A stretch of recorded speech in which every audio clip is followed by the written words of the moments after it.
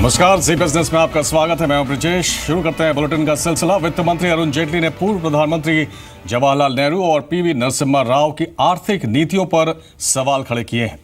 मुंबई में एक कार्यक्रम में जेटली ने कहा कि आजादी के बाद नेहरूवियन मॉडल से विकास नहीं हुआ। उनकी नीति से देश आजादी के बाद 1% विकास दर भी हासिल नहीं कर सका। उन्होंने पीवी नरसिम्हा राव पर हमला बोलते हुए कहा कि वो आर्थिक मसीहा नहीं थे, बल्कि देश में हुए दिवालियेपन की वजह से 1991 में आर्थिक सुधार किए गए। ये नहीं था कि नरसिम्हा राव जी विचार से बहुत बड़े लिबरलाइजर थे। मैं अभी उनके ऊपर जो पुस्तक आई पढ़ रहा था, उसमें एक मैंने बड़ी विचित्र चीज पढ़ी कि जब वो आंध्र प्रदेश के एजुकेशन मिनिस्टर बने तो उनका पहला निर्णय था कि all private colleges should be abolished, only government will run colleges. तो ओरिजिनल थॉट उनकी भी यही थी, लेकिन जब प्रधानमंत्री बने तो पता चला कि कोई विदेशी मुद्रा नहीं है, देश बैंकरप्सी की दरार पे खड़ा है। और इसलिए रिफॉर्म्स जो थे उस कंपल्शन में, उस व्यवस्था के विफल होने की वजह से ये मजबूरी में लाने पड़े। प्रियंका चतुर्वेदी हमारे साथ हैं, कांग्रेस स्पोक्स पर्सन। प्रियंका जी, जो वित्त मंत्री ने कहा है, आप इत्तेफाक रखती हैं कि मजबूरी में इकोनॉमिक रिफॉर्म्स करने पड़े 1991 में? मैं तो जेटली जी से बस एक ही चीज कहना चाहूंगी कि शायद इनका इतिहास 2014 से ही शुरू हुआ। इनके हिसाब से देश को सही आजादी भी 2014 में मिली, आर्थिक व्यवस्था भी सुधरी। एक लॉयर के नाते आज फाइनेंस मिनिस्ट्री संभालते हुए जो मंत्री हैं वो टिप्पणी कर रहे हैं उन पे, जिन्होंने देश को सजाया संवारा, सब किया, हर तरीके से एक ऐसी इकोनॉमिक पॉलिसी बनाने की कोशिश की जैसे इंडिया मजबूत हो सके, इकोनॉमिक स्टेबिलिटी ला सके। आज तक पूरी दुनिया में हमने इकोनॉमिक इम्बैलेंस देखा है। आज सिर्फ इंडिया है जो ग्रोथ की तरक्की पे आगे बढ़ रहा है, ग्रोथ आगे बढ़ रही है, और फिर भी वित्त मंत्री अपनी जो 60 साल की देश की लेगेसी है उसको खत्म करने में लगे हैं। दुख इस बात का होता है कि आज इतनी सोच छोटी हो गई है राजनीति को लेकर कि आप अपने जो पहले जो सरकारें हैं आप उनको 2 मिनट का क्रेडिट नहीं दे सकते हैं कि कुछ ऐसी नीतियां हैं जिन्होंने देश का भला किया है। हम उस 1947 से देखें और 1951 जब से इकोनॉमिक लिबरलाइजेशन हुआ, इंडिया में बहुत सारी आपदा आई हैं, दुविधाएं आई हैं, तकलीफें आई हैं। उन सबको निपटाते हुए देश फिर भी तरक्की कर रहा है। उसका श्रेय अरुण जेटली जी किसको देंगे, ये उनसे सवाल पूछना बनता है। जी, नरेंद्र तनेजा जी भी हमारे साथ हैं, बीजेपी नेता। नरेंद्र तनेजा जी, जो वित्त मंत्री ने कहा है, प्रियंका जी साफ तौर पे कह रहे हैं कि जो पिछली सरकार ने किया, कांग्रेस सरकार ने किया, उससे सीधे तौर पर आप नकार रहे हैं। ग्राउंड तो कहीं ना कहीं कांग्रेस ने ही तैयार किया जिस पर आप इमारत खड़ी करने की बात कर रहे हैं। देखिए, मैंने सुना प्रियंका जी ने आपके प्रश्न का जवाब तो दिया ही नहीं। उन्होंने तो अपनी बात कही, उन्होंने आपके सवाल जो था उसका जवाब नहीं दिया। देखिए भाई, ये बात सच है जो वित्त मंत्री ने क्या है कि नेहरूवियन मॉडल की बात करी है। नेहरूवियन मॉडल जिसमें कि ये देखा गया कि चाहे वो आम आदमी हो, चाहे वो युवा हो, चाहे सब कुछ जो है वो सरकार का मोहताज बना दिया गया था। यहाँ पे किसी कारखाने के अगर पोटेंशियल ये था कि वो जो है 10,000 कार बना सके, उसको जो है नहीं बनाने की इजाजत देगी, उसको कहा आप 10 बनाएंगे, हमसे लाइसेंस लीजिए तब कुछ होगा। दूसरी बात, आज जो अगर देश के अंदर हर युवा का अभी तक ये मानसिकता है कि वो सरकार की ओर ताक रहा है नौकरी के लिए, है ना, हर चीज के लिए, ये मानसिकता जो है जिसमें उसका अपना जो पोटेंशियल है या अपनी प्रतिभा है उसको खुद आगे बढ़ के आए, उद्यमी बने, उसको किसने कैप किया, उसने रोका? वो मानसिकता, वो संस्कृति को जन्म किसने दिया, है ना।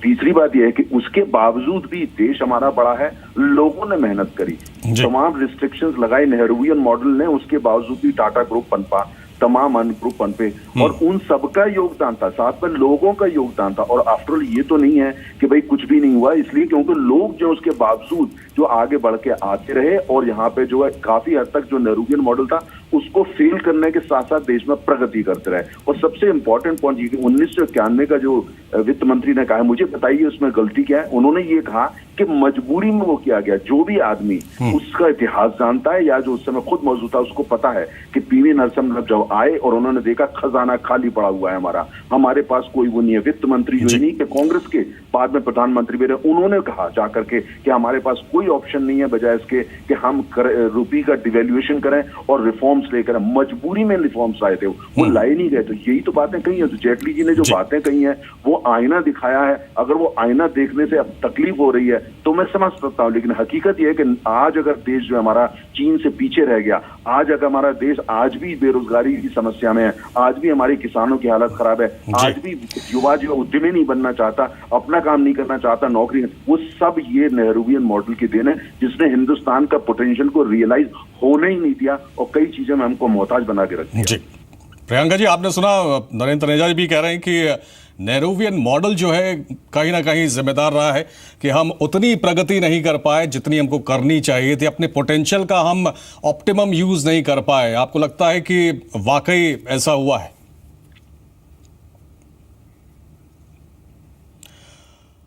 चलिए, लगता है प्रियंका जी से संपर्क नहीं हो पा रहा है, लेकिन बहुत शुक्रिया नरेंद्र तनेजा जी आपका भी इस बात करने के लिए। तो एक नया विवाद कह सकते हैं खड़ा हुआ है वित्त मंत्री अरुण जेटली के इस बयान के बाद कि नेहरूवियन मॉडल ने भारत को वो आर्थिक प्रगति नहीं दी जो उसे मिलनी चाहिए थी। चलिए, इसके अलावा वित्त मंत्री अरुण जेटली ने यह भी दावा किया कि सरकार ने पिछले 26 महीने में ऐसा कोई महीना नहीं रहा जिसमें नई योजना का ऐलान नहीं किया। मुंबई में ट्रांसफॉर्मिंग इंडिया कार्यक्रम में वित्त मंत्री ने कहा कि मॉनेटरी पॉलिसी कमेटी बनाने की कई सालों से मांग हो रही थी, लेकिन हमने बजट में इसका ऐलान किया। वहीं उन्होंने सब्सिडी को लेकर भी पुरानी सरकारों को घेरा। वित्त मंत्री ने कहा कि एलपीजी सब्सिडी सिर्फ गरीबों और जरूरतमंदों को मिलनी चाहिए थी, लेकिन अमीर भी इसका फायदा उठा रहे थे। लेकिन हमने आधार की व्यवस्था कर सब्सिडी का दुरुपयोग कम किया और 5 करोड़ गरीब लोगों को एलपीजी कनेक्शन दे रहे हैं। अब 26 महीने हुए हैं और कोई ऐसा महीना नहीं जाता जिस दिन कोई ना कोई बड़ा निर्णय सरकार ना करे। अब पिछले 3-4 महीनों में अगर हम देखें, पिछले 20 सालों से बात चल रही थी कि देश में ब्याज दर क्या हो, यह मॉनेटरी पॉलिसी कमेटी देश की मॉनेटरी पॉलिसी तय करती है, करनी चाहिए। ऐसा नहीं था, हर कोई कहता था मॉनेटरी पॉलिसी कमेटी बने। इस साल बजट सेक्शन में हमने कानून बदल के उसको बना दिया। आज तक इस देश में बैंकरप्सी का कानून ही नहीं था।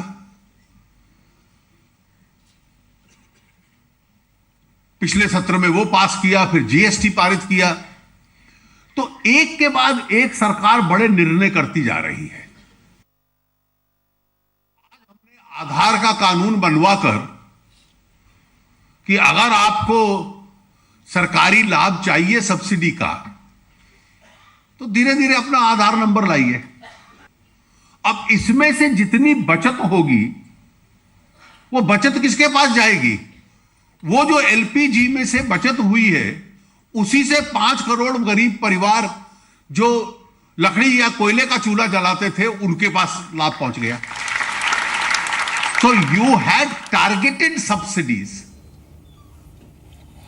एनसीडीएक्स के MD and CEO Sameer Shah को 1 साल का एक्सटेंशन मिल गया है। सेबी ने उनका 1 साल का एक्सटेंशन मंजूर कर लिया है। आपको बता दें कि कल खत्म हुआ था उनका कार्यकाल।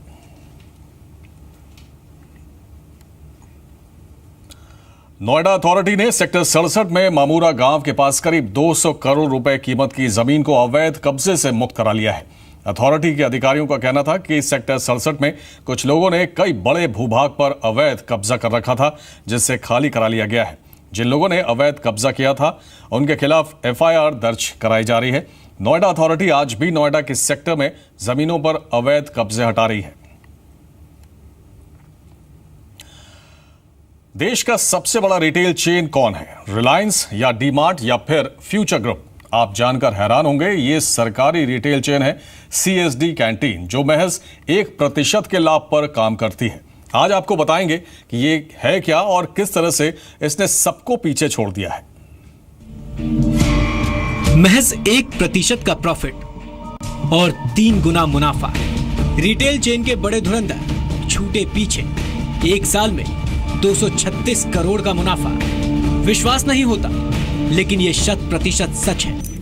आंकड़ों पर नजर डाले तो एक नजर में साफ हो जाता है कि महज 5300 प्रोडक्ट के बिक्री पर 1 साल में सीएसडी कैंटीन ने 236 करोड़ रुपए का मुनाफा कमाया। सेना, नौसेना, वायुसेना सहित पैरामिलिट्री फोर्सेस के लिए रियायत दर पर सामान मुहैया कराने के लिए आजादी के बाद सरकार के जरिए कैंटीन की शुरुआत की गई थी, जिसकी संख्या अब लगभग 3,901 तक पहुंच गई है। इसकी शुरुआत हुई थी सेना के जवान और सेना से रिटायर हुए लोगों को सहूलियत देने के लिए।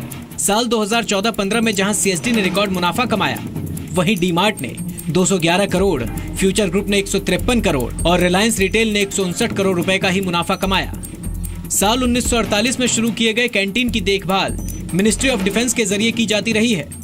इस कैंटीन से खरीदारी करने वाले सैकड़ों रिटेल चेन आने के बावजूद भी इसे पहली पसंद मानते हैं। मेन रीज़न जो है वो कॉस्ट फैक्टर है, चूँकि ये जो आइटम्स सीएसडी कैंटीन में मिलते हैं वो टैक्स फ्री हैं, उन टैक्स एग्जेम्प्टेड है। इसकी वजह से जो है रिटेल शॉप्स के तुलना में सीएसडी कैंटीन्स में प्राइस जो है आइटम्स की जो है वो काफ़ी कम है। सीएसडी के कैंटीन देश के 34 डिपो में फैले हैं। इसके ग्राहक लगभग 1 करोड़ 20 लाख लोग हैं। लाभ का 1% केवल एस्टेब्लिशमेंट के खर्च के लिए रखा जाता है। हालांकि इससे उलट रिटेल चेन और इस व्यवसाय से जुड़े लोगों का मानना है कि ये महज कागजी लाभ दिखाया गया है। सरकार के जरिए दिए जा रहे सब्सिडी का बोझ आम जनता को ही उठाना पड़ता है। रिटेल चेन और दूसरे व्यवसायी के जरिए किया जाने वाला ओवरहेड खर्च कम से कम 25% होता है, जिससे लाभ कम होता है। 1% प्रॉफिट में कोई भी कैंटीन चल नहीं सकती आज की तारीख में, बिजनेस भी चल नहीं सकता। मिनिमम आपको 25 से 30% ओवरहेड्स लगता है कोई भी बिजनेस में। तो 25-30% ओवरहेड्स जो है वो पब्लिक का पैसा है, वो गवर्नमेंट खुद खर्चा करती है, जैसे कि स्टाफ के ऊपर या इलेक्ट्रिसिटी है या वो जगह का आज की तारीख में उसका रेंट देखने जावे तो सारा अगर अकाउंट करते हैं तो सारी चीज़ों को गिनना जाता है। ग्राहकों की पसंद और आंकड़े तो यही कहते हैं कि सीएसडी ने अपनी अलग पहचान बनाई है और दिन पर दिन सीएसडी की लोकप्रियता बढ़ती जा रही है। ब्यूरो रिपोर्ट, जी मीडिया। हवाई यात्रियों के लिए अच्छी खबर है। हवाई यात्री जल्दी एयरलाइंस और एयरपोर्ट्स की खराब सर्विस की शिकायत मोबाइल ऐप से कर सकेंगे। इस ऐप का नाम एयर सेवा होगा और उड्डयन मंत्रालय इसे अंतिम रूप दे रहा है। ये सर्विस वेबसाइट पर भी उपलब्ध होगी। केंद्रीय उड्डयन राज्य मंत्री जयंत सिन्हा के मुताबिक इसके जरिए यात्री यात्रा के दौरान भी शिकायतें दर्ज करा सकेंगे। ये सर्विस मौजूदा सर्विस के अतिरिक्त होगी। इस सर्विस को एविएशन मंत्रालय हैंडल करेगी और हर शिकायत को एक यूनिक नंबर दिया जाएगा। इसके बाद मंत्रालय हर शिकायत को फॉलो करेगा।